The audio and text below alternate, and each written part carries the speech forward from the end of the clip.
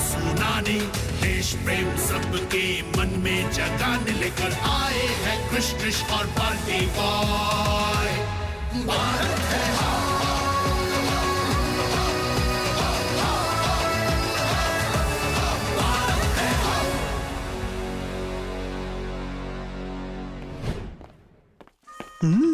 Chocolate.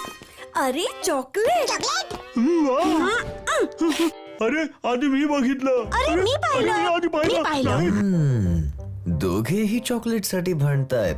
बाळा क्रिश, जर तुला पण चॉकलेट खायचं असेल तर काहीतरी युक्ती लढवावी लागेल. बरं ठीक आहे ट्रिश, चॉकलेट 50-50 करायचं का? ओके 50-50. हा, हीच योग्य संधी आहे. थांब बाल्टी बॉय. काय झालं क्रिश? हा तर खूप मोठा अन्याय आहे. काय अन्याय? त्रिश, बाल्टी बॉयचा घास तुझ्याहून खूप मोठा आहे. चॉकलेट 50-50 नाही, 80-20 होईल.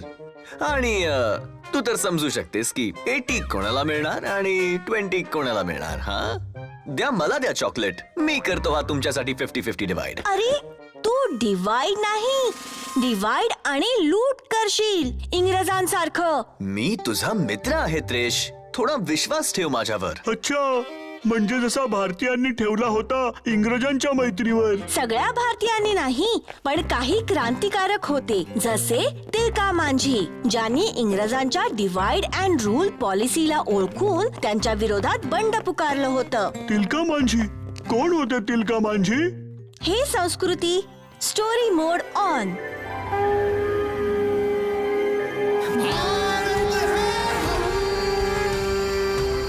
तिलका मांझी एका जमातीमधले होते जे संथाळ परगण्यात राहत होते. तिलका यांचा जन्म 1750 मध्ये झाला होता आणि फक्त 13 वर्षांचे असताना ते त्यांच्या गावाचे मांझी म्हणजे स्वतःच्या गावचे प्रमुख बनले. सन 1770 मध्ये आलेल्या सगळ्यात मोठ्या दुष्काळात संथाळ परगणा देखील दुष्काळाच्या विळख्यात सापडला. तिथे राहणारी माणसं आणि त्यांचे पाळीव प्राणी भुकेपायी मरू लागले होते. पण इंग्रज राजकर्त्यांनी त्याचा देखील फायदा उचलला आणि शेतसारा भरू शकले नाहीत म्हणून त्यांच्या जमिनीवर जबरदस्ती कब्जा करू लागले. शेतसारा द्या, नाही तर जमीन द्या. दया करा सरकार. जेव्हा इंग्रज इतके अत्याचार करत होते तेव्हा तिलका मांझींच्या मनात बंडखोरीची ठिणगी पेटली होती. ते लपून छपून इंग्रजांवर वार करायला लागले आणि आपल्या लोकांना वाचवायला लागले. एकदा जेव्हा इंग्रज लोकांवर जुलूम करत होते तेव्हा त्यांनी त्यांचा एक बाण मधमाशांच्या पोळ्यावर मारला. मधमाशांनी इंग्रजांना असा धडा शिकवला की त्यांना तिथून पळूनच जावं लागलं. पाहिलंच चंदन, जेव्हा आपण सगळे मधमाशांसारखं मिळून तुटून पडू नये इंग्रजांवर, तर यांना इथून पळ काढावाच लागेल. सगळे कोण? बाकीचे मांजी? तू सगळ्यात छोटा मांजी आहेस तिलका, कोणीच तुझं म्हणणं ऐकणार नाही. हे ऐकून तिलका मांझींनी सगळ्या मांझींसोबत मीटिंग करायचं ठरवलं. त्या सगळ्या मांझींच्या वतीने बोलत होते रथिनजी. जो शेत सारा देत नाही त्याला शिक्षा मिळते. रथिन दादा, दुष्काळात दुप्पट शेतसारा, आमचं धान्य आम्हालाच 10 पट किमतीने विकायचं. ही लूट आहे, लूट. जर का आज यांना नाही थांबवलं तर उद्या सगळं जंगल काबीज करतील ते. ज्यांच्या तोफान समोर मोठमोठ्या राजा महाराजांनीही गुडघे टेकवले त्यांना तू थांबवणार आहेस? हो, उद्या मी आणि माझे सहकारी इंग्रजांकडून आमचं धान्य हिसकावून परत घेऊ. मला फक्त तुमची साथ हवी आहे. मित्र हो, तिलका तर अजून खूपच लहान आणि अल्लड आहे. याच्या बोलण्यावर जास्त लक्ष देऊ नका. चला रे सगळ्यांनी. रथिनजी सगळ्या मांझींना तिथून घेऊन निघाले, पण तिलका यांनी हार नाही मानली. ते त्यांच्या साथीदारांना म्हणाले, उद्या सूर्य उगवण्यापूर्वी आपण धान्य गोदामात पोहोचण्याआधीच लुटणार आहोत. जेव्हा इंग्रज धान्य घेऊन गोदामाच्या दिशेने जात होते तिलका मांझी आणि त्यांच्या साथीदारांनी त्यांच्यावर हल्ला चढवला. या अटॅक मध्ये कित्येक इंग्रजांचे जीव गेले.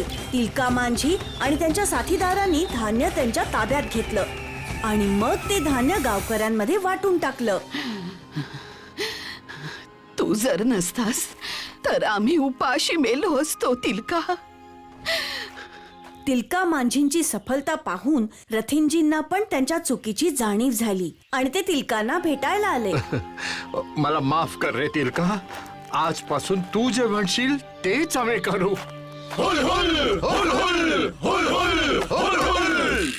जेव्हा तिलका मांझी यांची शौर्य गाथा ईस्ट इंडिया कंपनीचे हेडक्वार्टर कलकत्त्याला पोहोचली तेव्हा गव्हर्नर जनरल वॉरेन हेस्टिंगच्या अंगाचा तिळपापड झाला.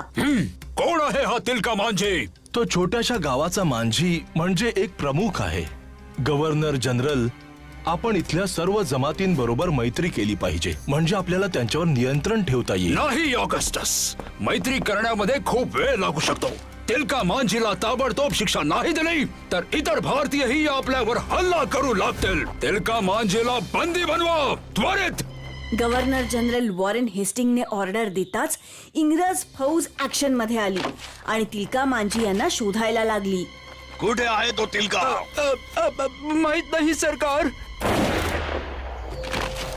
एकीकडे इंग्रज जेव्हा तिलका मांझी यांना संथळ परगणाच्या जंगलात शोधत होते, तिथेच दुसरीकडे तिलका मांझी जंगलामध्ये आपल्या माणसांची फौज तयार करत होते आणि इंग्रजांना लुटू लागले. अशी सुरू झाली तिलका मांझींची इंग्रजांच्या विरोधात स्वातंत्र्याची लढाई. तिलका मांझी मोठं पाऊल उचलण्याच्या बेतात होते ज्यामुळे ब्रिटिश राजवट हादरणार होती. त्यांनी त्यांच्या साथीदारांसोबत मिळून रामगडच्या ब्रिटिश कॅन्टॉन्मेंटवर हल्ला चढवला.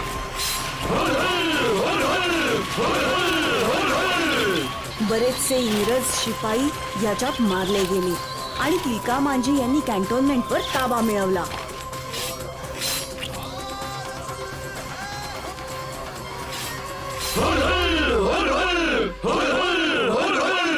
जेव्हा गोष्टी हाताबाहेर जायला लागल्या तेव्हा इंग्रजांनी लबाडी करायला सुरुवात केली. नाकी 9 आणल्यात या जमातीतल्या लोकांनी. रामगड कंटोनमेंट वर ताबा मिळवला त्याने.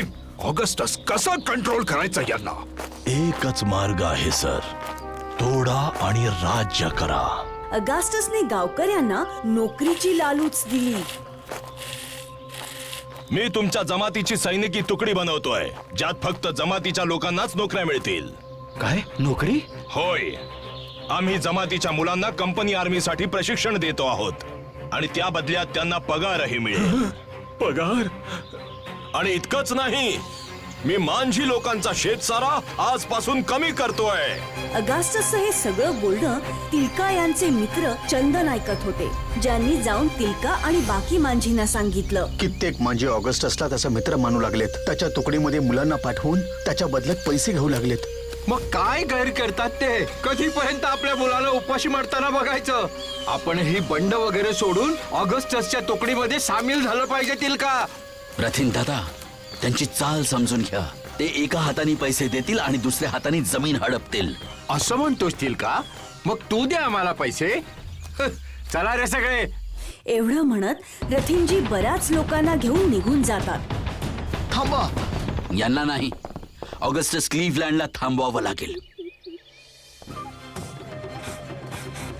तिलका मांझी योग्य संधी बघून ऑगस्टस क्लीव्हलँडला मारून टाकतात.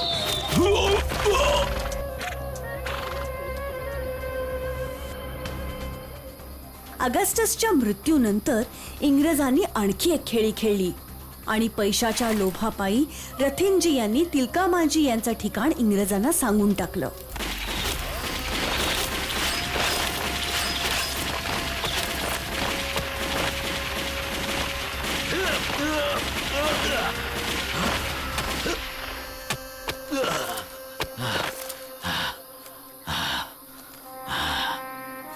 इंग्रजांनी तिलका मांझी यांना पकडलं आणि फरफटत भागलपूरला घेऊन गेले आणि मग भागलपूरमध्येच भर चौकात लोकांसमोर तिलका मांझी यांवर खूप अत्याचार केले. महाराज मारायचं आहे, पण लक्षात असू द्या, आज नाही तर उद्या, मी नाही तर माझ्यासारखाच जंगल पुत्र या भूमीला तुमच्या अन्यायापासून मुक्त करूनच मोकळा श्वास घेईल. फासावर लटकवा याला, ताबडतोब. हुल हुल.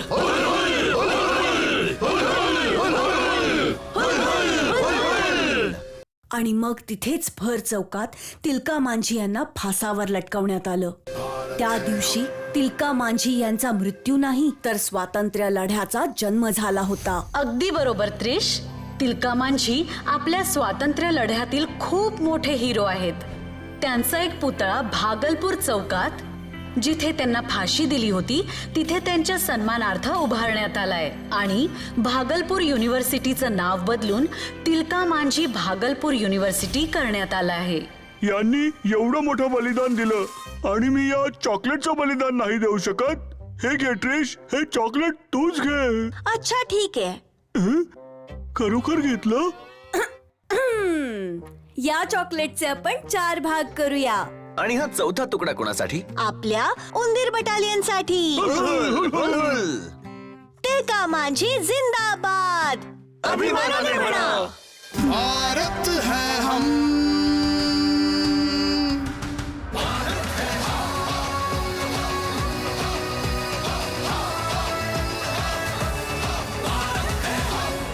जर तुम्हाला ही गोष्ट ऐकतानाच एवढी मजा येत असेल तर विचार करा पाहताना किती मजा येईल.